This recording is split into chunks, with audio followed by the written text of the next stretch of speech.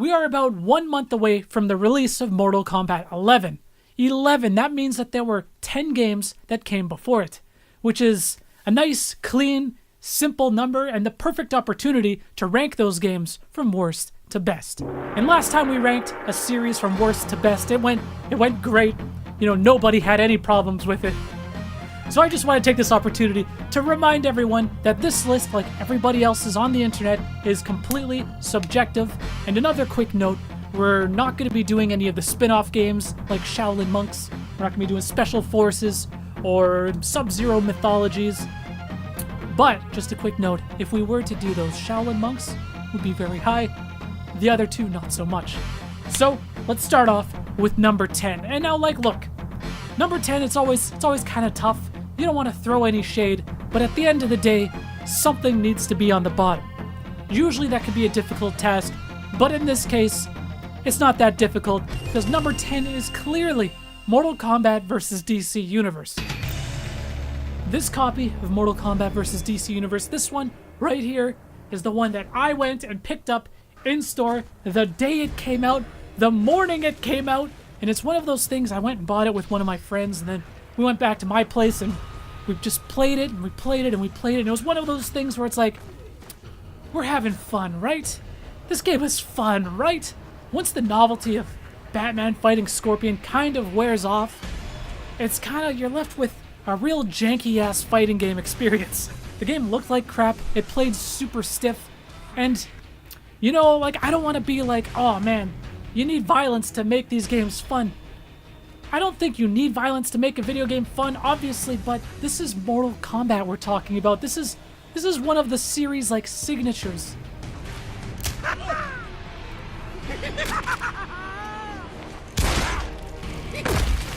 The Joker wins. And you can totally tell that the developers were really having to tiptoe around that DC license because they couldn't have their characters killing anybody. They couldn't show Batman getting disemboweled or anything like that. They really were limited and restricted with what they could do. And god damn, it really, really shows with this game. What you're left with is just a really awkward experience that didn't really mesh very well, and it's just the worst Mortal Kombat game, hands down.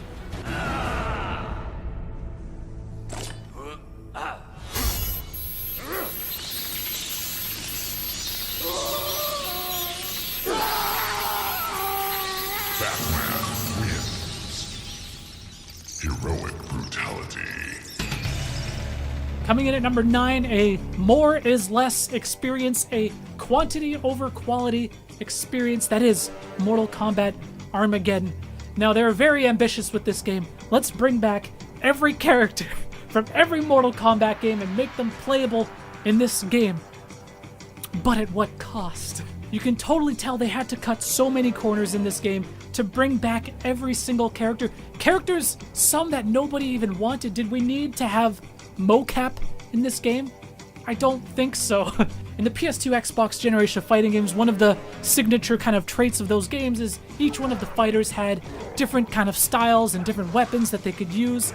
And this game trimmed that way back, trimmed that completely down, got rid of unique fatalities. One of the best things to see is every character has a unique fatality. And with this game, they opted to go with create a fatality mechanic that was just, it was bad.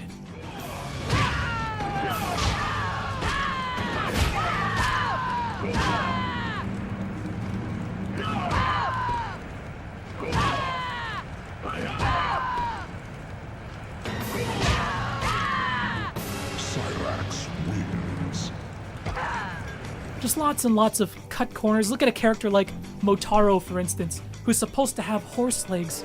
Well, I guess they didn't have the resources to animate and model those legs because they got rid of the horse legs. They just gave them 2 hooves.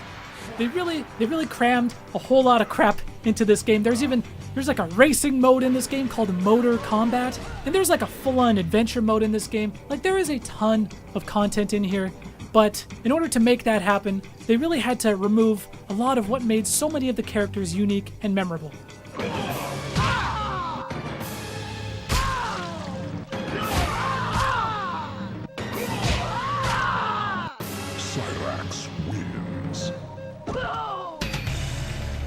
Coming in at number 8 is Mortal Kombat Deadly Alliance, which was the first Mortal Kombat game on the PS2 Xbox generation. I played this on the GameCube back in the day. I have no idea what happened to my copy. Going back and playing Deadly Alliance recently, this game is super stiff to play. The character movement, the attacks, everything just feels very awkward and super clunky. Deadly Alliance, now it wasn't a terrible game, it just wasn't as good as the games that came before it, and it was also overshadowed by its sequels. And they did attempt to introduce some new characters into the franchise with this game, but a lot of them were ass. Who could forget characters like Movado and Su Hao? But to be fair, then they also introduced Kenshi into the series, and I thought Kenshi was awesome. And I know a lot of people also liked Bo Raicho, and so there's not all bad characters in this game. Fatality. This was also the first game to introduce the Crypt, which is this huge kind of unlockable area where you can get concept art, music tracks, new stages, costumes, and this has kind of been prevalent in every Mortal Kombat game ever since, and it first happened in Deadly Alliance. And the story mode is actually kind of interesting. You have Shang Tsung and Quan Chi teaming up to take out Earthrealm's mightiest warrior in Liu Kang. Kind of leaves the rest of Earthrealm's fighters to really kind of step up, and it's an opportunity for other characters to shine.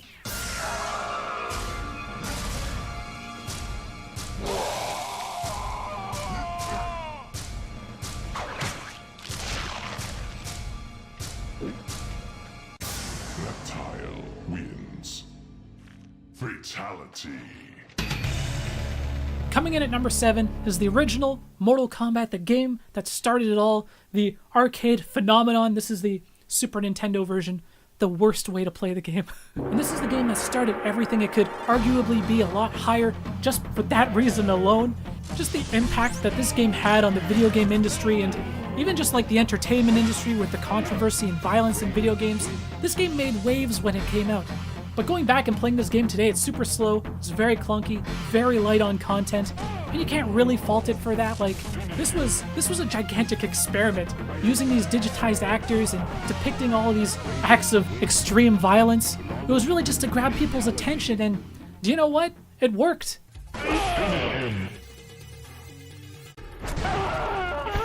Johnny Cage wins.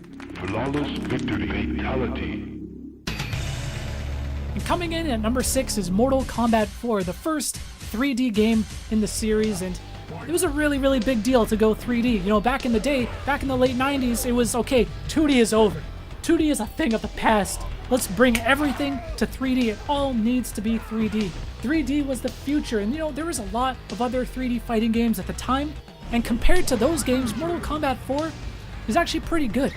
I had a chance to go back and play some of this recently on my Dreamcast, Mortal Kombat Gold, and I forgot how insanely fast-paced this game was. Being the first 3D Mortal Kombat game, this game has a clunky, awkward charm to it. I love the awkward Raiden voiceover at the beginning of the game. Thousands of years ago, in a battle with the fallen elder god known as Shinnok. Even things like the continue screen where you're falling down through the pit onto the spikes. There's definitely a feeling, a charm to this game. And you know what? Compared to the other games in the series, none of the other games play quite like Mortal Kombat 4. I think the one thing that bugs me the most about Mortal Kombat 4 is their redesign of one of my favorite Mortal Kombat characters, Reptile. After this game, he was always depicted as Reptilian, and this is the game that did that first. God damn it. Green Ninja Human Reptile is the best Reptile.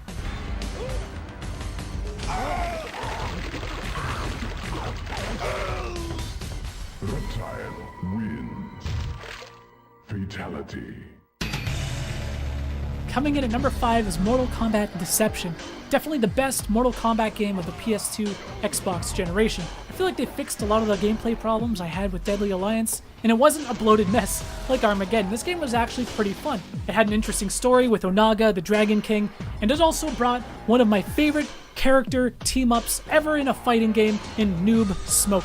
It introduced stage hazards, brought back stage transitions. I think the one thing I didn't like about this game though is, besides Noob Smoke, a lot of the brand new characters that they attempted to introduce into this game, I don't think any of them really had any lasting appeal in the Mortal Kombat series. You don't really see them around anymore. And then of course, who could forget that Sub-Zero redesign?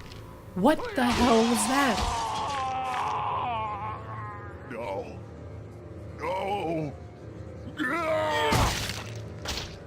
Sub-Zero wins. Fatality.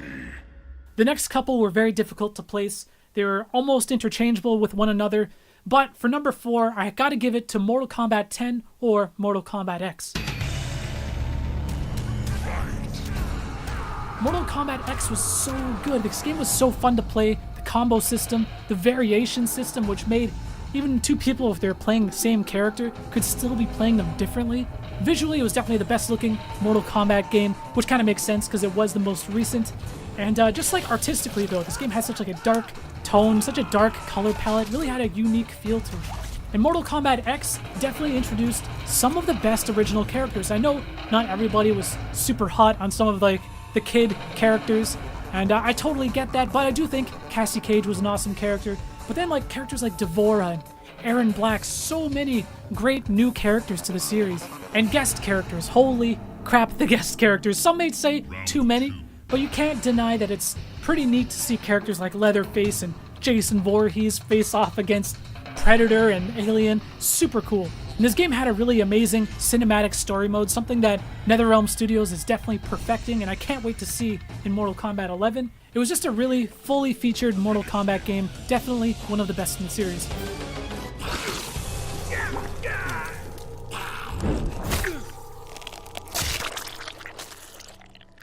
Reptile wins. Fatality. Coming in at number 3 is Mortal Kombat 2. And Mortal Kombat 2, I had to put it above X just because, for me personally, nostalgically, I played the crap out of Mortal Kombat 2 when I was younger. This was my first Mortal Kombat game that I ever played. Seriously, I was probably way too young to be playing this. I was like 4 years old. But I turned out fine.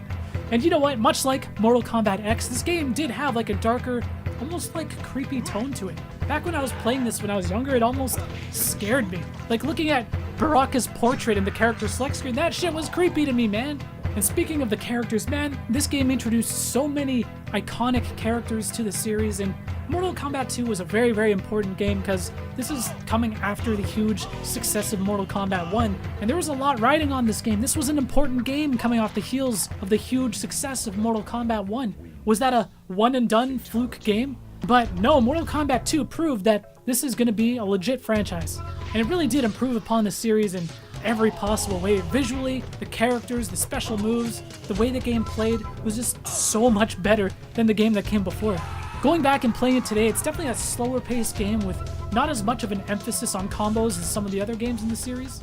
Still super fun to play though, and one of my personal favorites. Kitana wins. Fatality.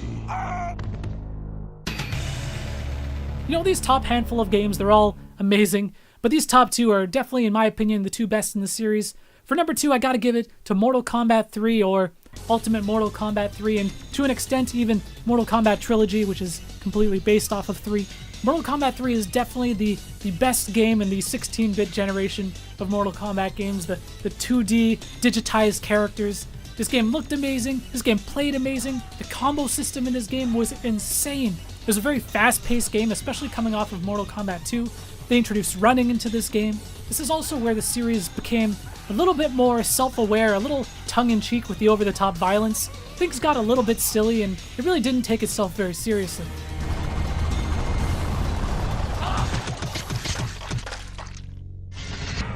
Cyrax wins. And this was the last game to use the digitized actors to portray the characters in the games, and there's just something special about that. It really kind of defined the look of these games. The music is super iconic in this game. The Shao Kahn boss fight at the end. You suck. So iconic, so memorable.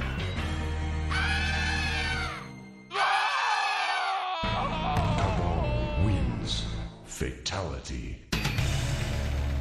Finally, number 1, I have to give it to Mortal Kombat 9, also known as Mortal Kombat 2011. And I think a lot of people will agree with me on this one. This is the game that really, in my opinion, saved Mortal Kombat, especially because, you know, this game came out after the 2 bottom games on my list. This game came after Mortal Kombat Armageddon, and then Mortal Kombat vs. DC Universe. It was a really dark time for Mortal Kombat fans, and I am a lifelong Mortal Kombat fan. I remember when the first trailer dropped for this game when it first got announced, and it was a cause for celebration. I was so excited, especially when they revealed that this was going back to a 2D playing field after 15 years of 3D Mortal Kombat games. And look, there's nothing wrong with 3D fighting games, not at all. I love Tekken personally, but Mortal Kombat was always at its best when it was in 2D. This game was essentially a reboot for the series. It retold the events of Mortal Kombat's 1, 2, and 3, and they really leaned super heavily into nostalgia for this game, focusing on bringing back classic characters and classic stages. It was just nothing but fan service, servicing the fans, giving people what they wanted. And it worked. This game was a huge success. It was a huge deal. It really breathed new life into the series. Even from a competitive standpoint, it felt like for the first time since maybe Ultimate Mortal Kombat 3, Mortal Kombat could actually be played at tournaments and be a viable game competitively. And it was super fun to play, super fun to watch. You could spend so long just in training mode, figuring out combos, because your characters just has so many tools at their disposal. This game had an awesome epic story mode that, retold the events of the original games, and then also had a 2v2 mode where you and another friend can literally play together and go and fight people online together. It was so sick. That's actually something I wish that they could bring back for Mortal Kombat 11.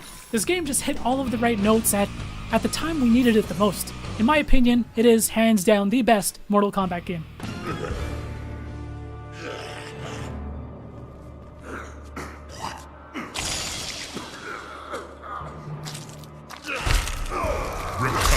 Wins.